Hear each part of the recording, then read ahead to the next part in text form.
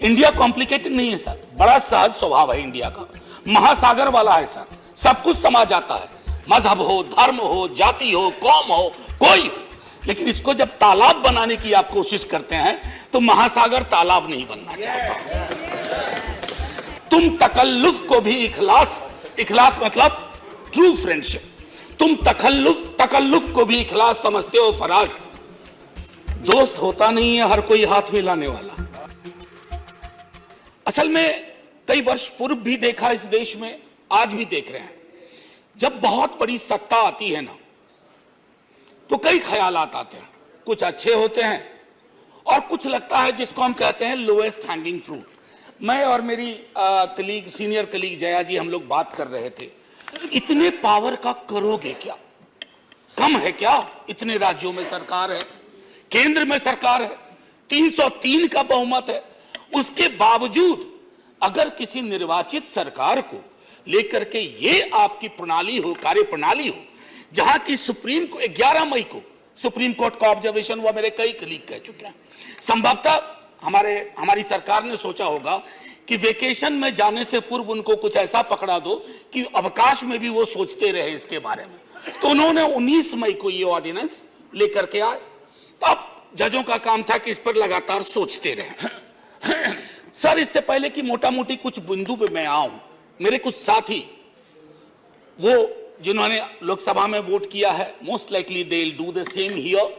हालांकि लोकसभा के बारे में मैं जिक्र नहीं करना चाहता था, माननीय सभापति महोदय डाइवर्सिटी शब्द का आप बहुत जिक्र करते हैं, हम सब उसमें रिजॉइस करते हैं, हमारी प्राइड है वो। लेकिन एक मंत्री महोदया डाइवर्सिटी बोलते बोलते बोल गई कि इंडिया इज कॉम्प्लिकेटेड। सर, बचपन से लेकर आज तक इंडिया कॉम्प्लिकेटेड नहीं लगा कभी, ये रिकॉर्ड में है पार्लियामेंट के, इसलिए मेरी चिंता है। इंडिया कॉम्प्लिकेटेड नहीं है सर, बड़ा सहज स्वभाव है इंडिया का, महासागर वाला है सर, सब कुछ समा जाता है, मजहब हो, धर्म हो, जाति हो, कौम हो, कोई हो। लेकिन इसको जब तालाब बनाने की आप कोशिश करते हैं तो महासागर तालाब नहीं बनना चाहता। सब फॉर ऑल दोज फ्रेंड्स, बड़ी अच्छी अच्छी बात कही, equi distance. Sir, equi distance का मतलब होता है न्यूट्रलिटी। जब चूहे की पूंछ पे हाथी का पांव पड़ा हो तो न्यूट्रलिटी उस चूहे से पूछिए कि उसको कैसा लग रहा है। तो मैं समझता हूं, इसलिए सर एक शेर अर्ज किया है, आज बड़े शेर पढ़े गए हैं, सुधांशु जी ने पढ़ा, तो मैं भी एक अर्ज करता हूं सर, ये पड़ोस के मुल्क से आया है। तुम तकल्लुफ को भी इखलास समझते हो फराज, तुम तकल्लुफ को भी इखलास, इखलास मतलब ट्रू फ्रेंडशिप, तुम तकल्लुफ को भी इखलास समझते हो फराज। दोस्त होता नहीं है हर कोई हाथ मिलाने वाला, आपकी पेश नजर है जी। तो मैं ये कहना चाह रहा था sir, at a historical juncture एक चीज और मुझे बड़ी अच्छी लगी उस दिन, हमारे माननीय गृह मंत्री जी ने जवाहरलाल नेहरू जी को कोट किया। एक पल को मुझको लगा कि इस शांति वन में अस्थियां कसमसा गई होंगी, ये हुआ क्या, ये हुआ क्या। फिर अंबेडकर साहब को भी कोट किया, राजा जी को कोट किया, उन्होंने कन्हैयालाल मानिकलाल मुंशी को कोट नहीं किया, एचवी कामत को कोट नहीं किया, जो शायद ज्यादा उनके पक्ष में तर्क आ जाता। सर, विश्वविद्यालय में मैं पढ़ाता हूं तो पीएचडी के स्टूडेंट्स को साइटेशन हम लोग सिखाते हैं, जिसको कहते हैं एथिकल साइटेशन। एथिकल साइटेशन में यह नहीं होता है कि सेमी कोलोन के बाद का ले लिया और शुरू वाला छोड़ दिया। उदाहरण के लिए कहता हूं कि आज तक इस दुनिया में सबको लगता है इस देश में कि मार्क्स ने कहा था कि धर्म अफीम है, religion is the opium for masses. Sorry sir, the entire quote is religion is the sigh of the oppressed creature, the heart of a heartless world, and the soul of soulless condition. It is the opium of people. Sir, अब इसमें क्या किया हमने, सिर्फ opium वाला line निकाल लिया और मार्क्स को कह दिया कि धर्म विरोधी था। सर, मैं इसलिए कहता हूं साइटेशन बहुत इंपॉर्टेंट चीज है। बहरहाल जवाहरलाल जी की अस्थियों को मजा आया होगा, जहां तक मुझको लगता है शांतिवन में। सर, ये मूलतः मैं इसलिए नहीं कहता कि मैं बीजेपी के कार्यप्रणाली का विरोधी हूं सर, वो एक पॉलिटिकल रियलिटी है, हम भी एक पॉलिटिकल रियलिटी हैं। हम शत्रुता की जुबान से हमें एक दूसरे को संबोधन नहीं करना चाहिए, न सदन में न सदन के बाहर। साहब, हम इंडियन मुजाहिदीन नहीं है साहब, हम ईस्ट इंडिया कंपनी नहीं है, हम वो भारतवर्ष हैं जिसको महासागर मैंने कहा, और उस महासागर में आप भी हैं, हम भी हैं। हम और आप एक दूसरे की कीमत पर नहीं है। तो सर मैं ये कहना चाहता था कि ये प्रतिगामी बिल है। सर आपको घंटी नहीं बजाना पड़ेगा, मैं प्रॉमिस करता हूं, पक्का उसी में खत्म कर दूंगा। सर प्रतिगामी मैंने क्यों कहा? दुनिया देख रही है कि हम कितना प्रोग्रेसिव लेजिस्लेशन ला रहे हैं। सर ये मुझे जो चिंता इसमें ये हो रही है कि माननीय सर्वोच्च न्यायालय ने एक निर्णय दिया। सर कुछ सोच के दिया होगा ना। आप अक्सर कहते हैं कि नेहरू नहीं चाहते थे।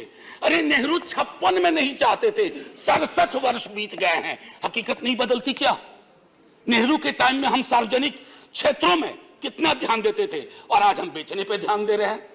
ये फर्क आया है ना सर। चूंकि ये फर्क आया है तो हर हकीकत में फर्क होता है। 56 की दिल्ली और आज की दिल्ली वही नहीं है सर। सर मैं तो अरविंद केजरीवाल जी का बिल ही नहीं मानता हूं, दिल्ली गवर्नमेंट का बिल ही नहीं मानता हूं। मैं तो ये मानता हूं कि सर अगर ये प्रयोग सफल हुआ, अगर सांप ने रास्ता देख लिया, तो कल को उन पर भी गाज गिरेगी जो आज न्यूट्रलिटी और इक्विडिस्टेंट के नाम पर न जाने क्या क्या सोच रहे हैं। सर हम तब भी आपके साथ होंगे, ये तो गारंटी है सर। हमारे पास कोई विकल्प ही नहीं है। परेशान हताश लोगों के पक्ष में खड़ा होना। हम तो कश्मीर चल रहा था, उस वक्त आम आदमी पार्टी ने कोई और पोजीशन लिया था। आज उनको समझ में आ रहा होगा कि क्यों उस वक्त वो पोजीशन लिया। और आज मैं ये कह रहा हूं कि कल को किसी राज्य के साथ होगा, हम आपके साथ होंगे।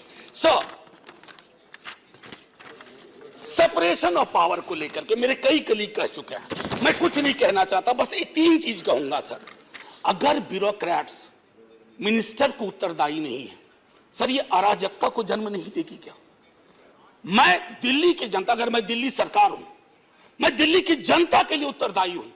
जैसे राघव कह रहे थे, अगर कोई विसंगति कहीं आती है, एलजी साहब के पास जाऊं सर, वो चुनाव जीते। हालांकि मैं जानता हूं कि इस देश में गवर्नर्स और लेफ्टिनेंट गवर्नर्स की भूमिका में विस्तार हो गया।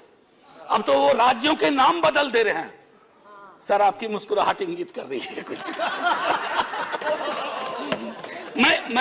मैं ये कहना चाह रहा था सर, और मैं समझता हूं कि ये बात मैं कह करके, और 239AA के बारे में जो बातें कही गई हैं मैं उसको दोहराना नहीं चाहता। सिर्फ मैं एक चीज पे आऊंगा, कोरम। सर ये कमाल का कोरम हुआ, 3 में से 2 होंगे। मुख्यमंत्री बेचारा चेयरमैन है, बहुत अच्छी बात कही उन्होंने, चेयरमैन विदाउट चेयर। मुख्यमंत्री चेयरमैन है, वो अगर 2 मिनट लेट भी पहुंचेंगे तो कोरम डिसाइड कर लेगा क्या करना है दिल्ली के लिए।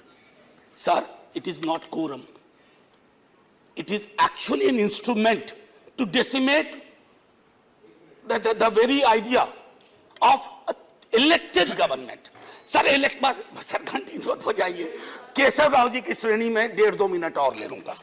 सर एक सोल डिस्क्रिशन का मामला आया है, सोल डिस्क्रिशन, और ये मैं आग्रह करूंगा माननीय गृह मंत्री जी से, हमारी महामहिम राष्ट्रपति के लिए भी जो संदर्भ आते हैं ना, to aid and advice of the cabinet और द मिनिस्ट्री, सर उनका भी सोल डिस्क्रिशन नहीं होता है। ये तो एक तरह से मुझे सोललेस डिस्क्रिशन दिख रहा है, आत्मा विहीन डिस्क्रिशन। सर ये उसमें नहीं फिट बैठता है।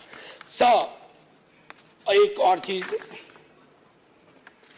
मैं अभी कल गूगल कर रहा था सर, फेडरलिज्म पर 2 बहुत महत्वपूर्ण कोट मिले इंटरेस्टिंग लोगों की, एक चंद्रबाबू नायडू जी का, एक नवीन पटनायक जी का।